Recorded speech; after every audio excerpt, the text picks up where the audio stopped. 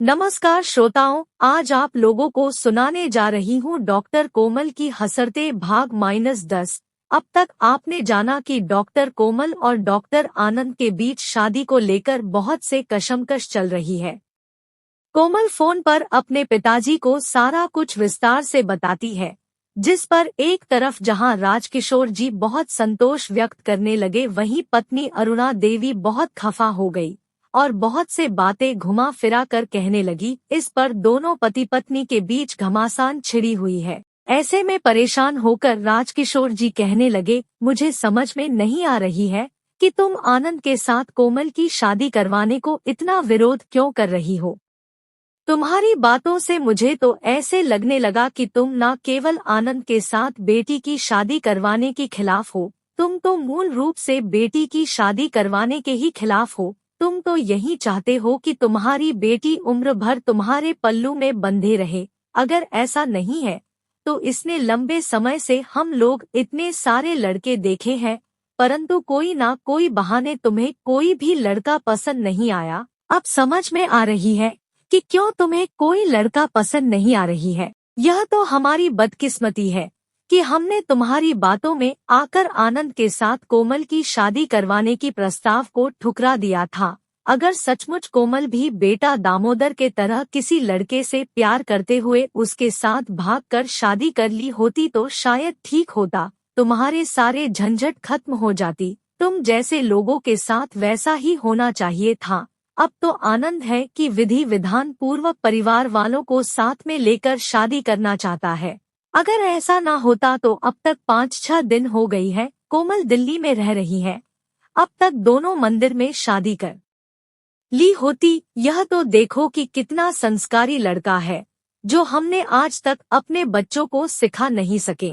यह सब तुम्हारे ही कारण। अब तो मुझे पूर्ण रूप से विश्वास हो गई है कि तुम अपनी बेटी की शादी करवाने के बजाय उसे खुंटी बनाकर घर में रखना चाहती हो, ताकि वह तुम्हारा बेटा का फर्ज निभाए।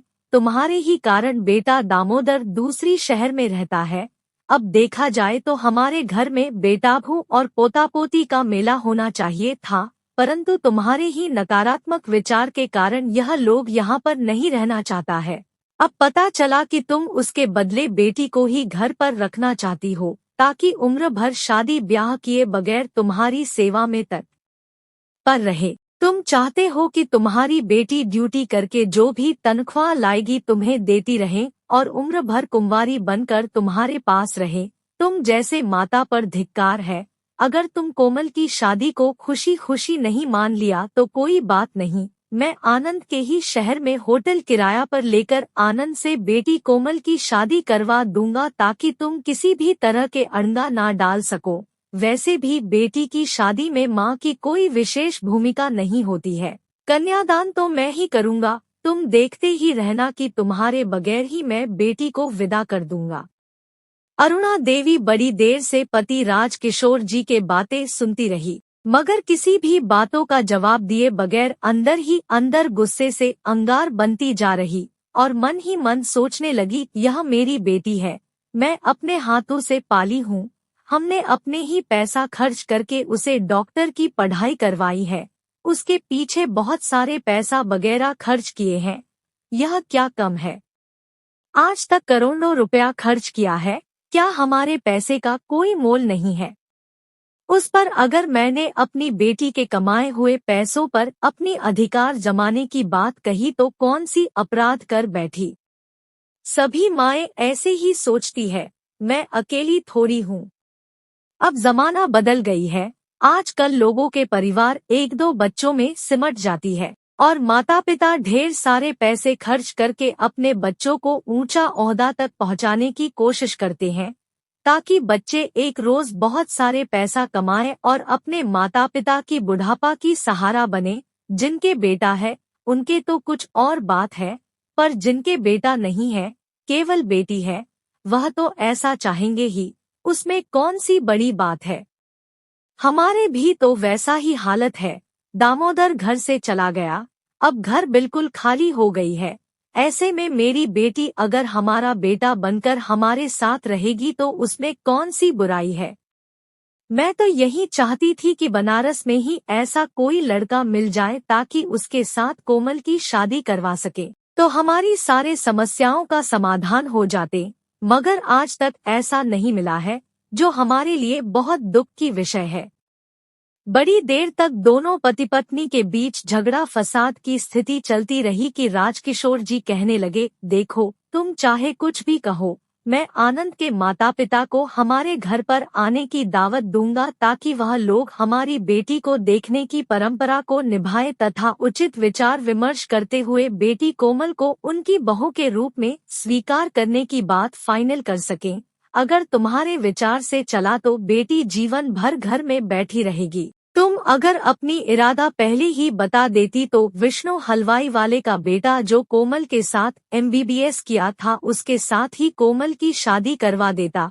एक तो तुम्हें खूब सारा मिठाई खाने को मिल जाते, ऊपर से पूरा जीवन भर तुम्हारे साथ रह जाती, तुम्हारी खूब सेवा करती, तुम्हारे मामा मामी के तरह मानसिकता लेकर चलते हुए बेटी का जीवन बर्बाद करने पर तुले हो।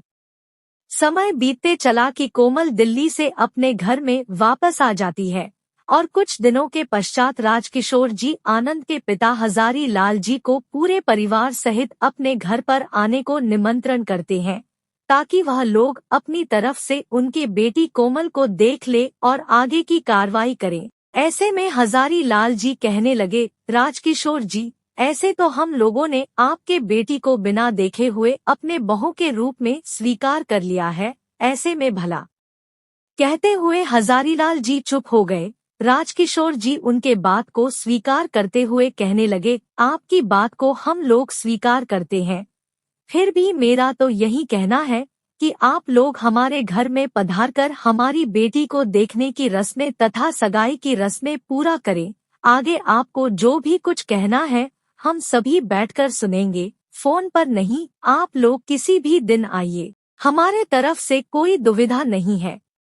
राजकिशोर जी के कहने पर हजारी लाल जी अपने पत्नी अनुसुया देवी तथा छोटे भाई मुरारीलाल और उनके पत्नी कुंतला देवी को साथ में लेकर राजकिशोर जी के घर में पहुंचे। चलते समय बेटा आनंद को खबर कर दिया ताकि आनंद दिल्ली से सीधा उनके घर में पहुंच सके। खबर मिलने पर राजकिशोर जी के बहन पारुलता और श्रीलता दोनों ही अपने पति संग राजकिशोर जी के घर में पहुंच गई। हजारी लाल जी अपने परिवार सहित राजकिशोर जी के घर में पहुंचने पर राजकिशोर जी उन्हें खुशी तथा आंतरिकता के साथ स्वागत करते हैं, परंतु पत्नी अरुणा देवी खुश नहीं है। यह किसी भी तरह से अपनी कामकाज तो कर रही है, मगर आंतरिकता के साथ खुश होने के बजाय उनके आगमन तथा समग्र विषय को लेकर नाखुश है, जो उनके चेहरे पर आसानी से दिखाई दे रही है। ऐसे में मजाकिया लहजे में हजारी लाल जी कहने लगे, समधीन जी, मुझे लगता है कि हम लोगों के आने पर आप खुश नहीं हैं। आप चिंता ना करें, हम लोग आपको ले जाने को नहीं आए हैं, आपकी बेटी को लेने के लिए आए हैं।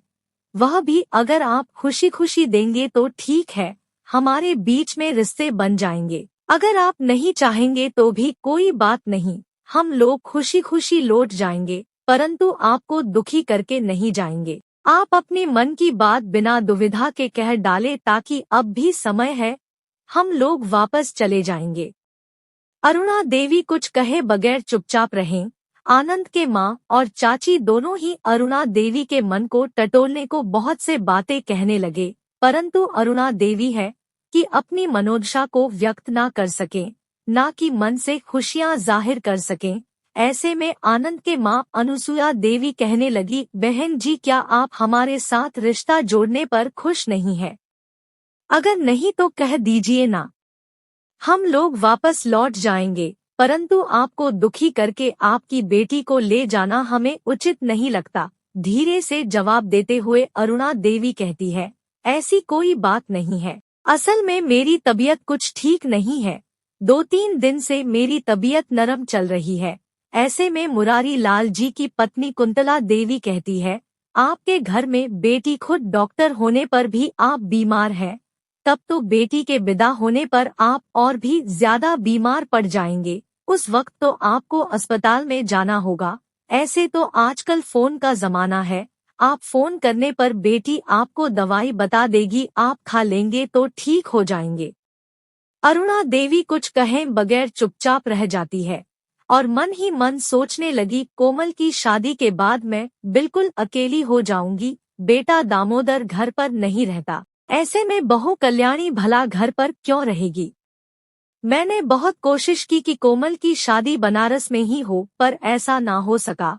हमने बहुत से अच्छे अच्छे रिश्ते को ठुकरा दी है, इस उम्मीदों के साथ कि बनारस में ही कोई न कोई लड़का मिल जाएगा। समाप्त। कहानी के अगले भाग के लिए हमारे साथ बने रहिए।